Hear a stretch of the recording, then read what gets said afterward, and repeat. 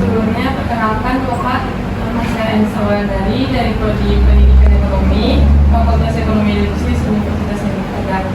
Nah, pada kesempatan kali ini kami akan melakukan wawancara tentang ekspor ikan di pasar internasional. Nah, sebelumnya izin Bapak boleh memperkenalkan diri terlebih dahulu.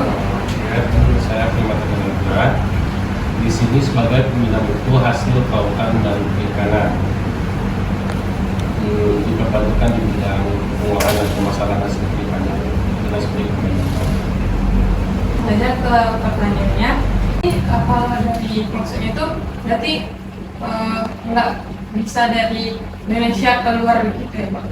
Ya, kalau dari Indonesia datanya mungkin ada di kementerian, di KKP pusat atau di badan karantina itu kalau mau pengen ekspor ke Indonesia. Bukan keluar aja. Kan saya Keluar sini. Kota Padang, Ya.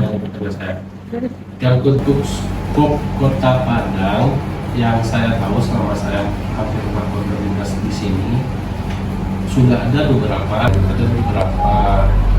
UPI itu unit pengelolaan ikan atau poklasar atau pengolahan dan pemasaran yang sudah kami rekomendasikan untuk mendapatkan SKP.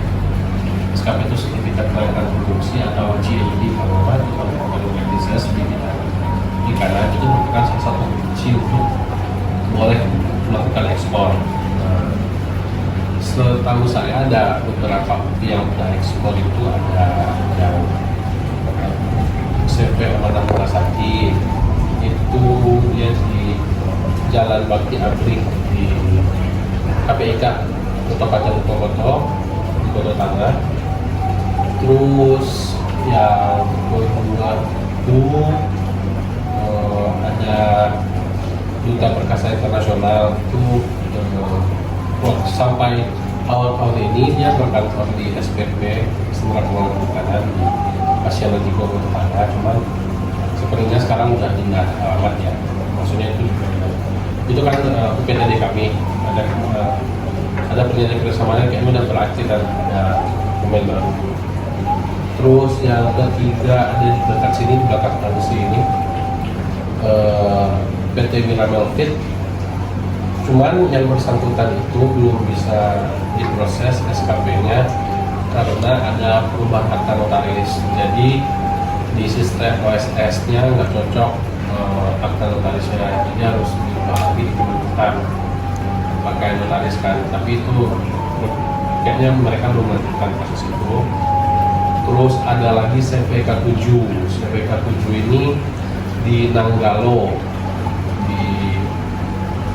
setelah Siteba, kita lurus tuh menuju bypass ada masjid, ada belok kanan sedikit, di sana ada CPK 7. Terus ada lagi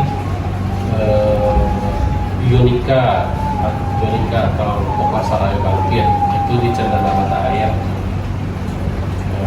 di Kota Baru sana. Sebelum SMA 6 kan ada jembatan kiri, kan ada jembatan di sana. Itu beberapa UPI atau poklasar pengolah pemasaran perikanan yang sudah mendapatkan SKP. Cuma kalau untuk produk yang diekspor sama mereka kuantitasnya berapa itu mungkin yang saya tahu yang rutin itu tadi yang pertama itu Amanah Murasaki itu mereka itu ekspor ikan kering sama cumi kering ke Jepang dan emang mereka langsung yang action gitu ya, yang ekspor keluar. Soalnya kan ada saudara di Jepang gitu kan, keluarga di sana yang bikin pasar di sana bagi warga Indonesia atau warga Sumba yang di sana.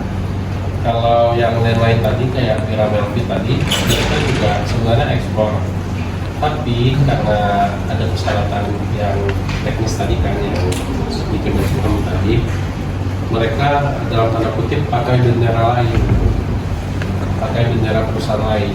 Perusahaan itu kalau nggak salah itu perusahaan di Medan. Jadi mereka kirim barangnya ke Medan, orang Medan ini pakai benderanya buat ekspor keluar. Tahu saya begitu. Itu untuk produk pengolahan yang perikanan. Nah, contohnya Kak, bagaimana sih kebijakan promosi seperti bantuan pemasaran yang mendukung pertumbuhan ekspor ikan hidup di Kota Padang? Untuk ikan hidup ya.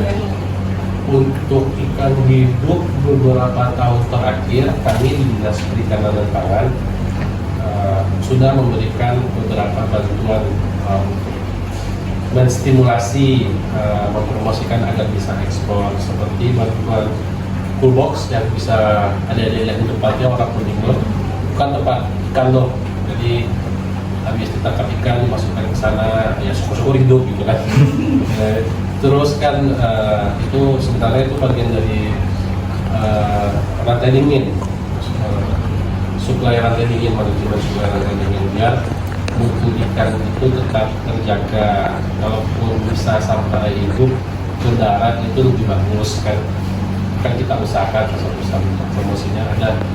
Untuk tahun ini Dinas Perikanan dan Pangan itu menganggarkan bantuan hibahnya itu 25 full box kepada 2 poklasar. Satu poklasar Belimbing Serumpun itu mereka dapat 15 full box. Itu mereka berkedudukannya di Pasar Belimbing, Kecamatan Kranji. Yang kedua itu Poklasar Jaya Samudra di Belakaran, kedudukannya Belakaran.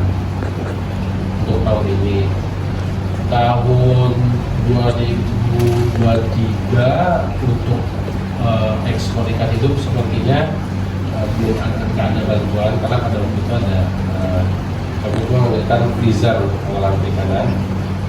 Untuk 2022 ada penyumbang dari 50 unit. 50 unit itu kepada 3 poklasar. Itu kepada 3 poklasar, satu ada poklasar Pendangan Banda Alia sebanyak 20 unit itu di Pasir Jambak Kota Tangah. Yang kedua poklasar Wanita Tangguh sebanyak 20 unit di Pasir Sebelah Kota Tangah. Yang ketiga di poklasar Pasar Ulang Karang di Pasar Ulang Karang, Kecamatan Padang Utara sebanyak 10. Itu tahun 2023. Tahun 2022 itu kayaknya nggak ada. Terus tahun 2021 kami ada itu berupa hibah uang. Hibah uang itu untuk belanja modal poklasar, cuman karena keterbatasan memori HP kayaknya datanya ada di laptop. Untuk tahun 2022 kayaknya nggak ada untuk yang ikan hidup, kalau mau ikan hidup ya. Tapi kalau untuk ada itu ikan segar. Ikan segar itu ada di yang poklasar pedagang ikan segar Pantai Purus yang di sini loh, yang ikan depan puja itu. Itu kami kasih 8 pasang itu masing-masing sepatu boot sama fishbox kapasitas 220 liter ya. Semua fishboxnya itu kapasitasnya 220 ya, karena 110 itu terlalu kecil untuk pedagang. Ya itu kayaknya bisa contoh untuk ikan itu kan. Tahun 2021 kalau nggak salah itu uang kayaknya ya, saya ingatnya gitu ya. Tahun 2023 itu 2021 maaf ya 2021 itu Dinas Perikanan dan Pangan itu menganggarkan uang sebanyak 65 juta rupiah dibagi ke 3 kelompok. Yang pertama itu poklasar Bentur Kurus di Kurus itu juga sebanyak 20 juta. Bendungan Kurus, kelompok pengolah dan pemasak ikan poklasar Bentur Kurus itu 20 juta. Yang kedua kelompok pedagang ikan Meran, MERAN, Meran, berkedudukan di Kurus juga, itu sebanyak 20 juta. Yang ketiga itu kelompok pengolah dan pemasak ikan segar Pantai Gurun di pasir gurun Asia Nantiku Kota Tangga itu sebanyak 25 juta. Itu per tahun 2021. Tahun 2020 saya belum di sini. Itu salah satu bentuk promosi dan stimulus dari Dinas Perikanan dan Alam untuk ekspor. Cuman outputnya gimana kan itu pembicaraan yang lain. Karena ya kalau dilihat dari data sih, setahu saya belum ada yang mengolah ikan hidup. Populasi ini yang seperti ikan hidup itu belum ada, setahu saya. Tapi kalau di luar pengetahuan saya nggak tahu ya. Cuma itu kita lakukan sesuai pertanyaannya tadi, kita lakukan promosi dan stimulusnya. Bantuan. Pak, apa kendala utama yang dihadapi ketika mengirimkan ikan dari kota Padang ke Mataram? Jadi untuk yang hasil itu salah satunya kalau mau ditambahkan programnya, salah satunya itu adalah terkait penerbitan SKP yang memang itu adalah tupoksi saya dalam penggunaan. Yang menjadi kendala utama itu adalah banyak UPI di pengolahan ikan itu yang layoutnya itu belum sesuai sama standar, jadi masih ada terjadi kontaminasi silang antara produknya dan baik antara produk maupun nama pekerjanya ataupun produk sama bahan-bahan pengolah, misalnya bahan tambahan kimia segala macam. Itu yang menjadi kendala terbesar selama ini yang saya lihat. Yang kedua, kenapa itu jadi kendala terbesar? Karena untuk merenovasi itu sesuai standar itu butuh dana. Jadi mereka itu juga butuh dana dan bantuan suntikan PBB. Baik, terima kasih Pak atas jawabannya. Maaf mengganggu waktunya.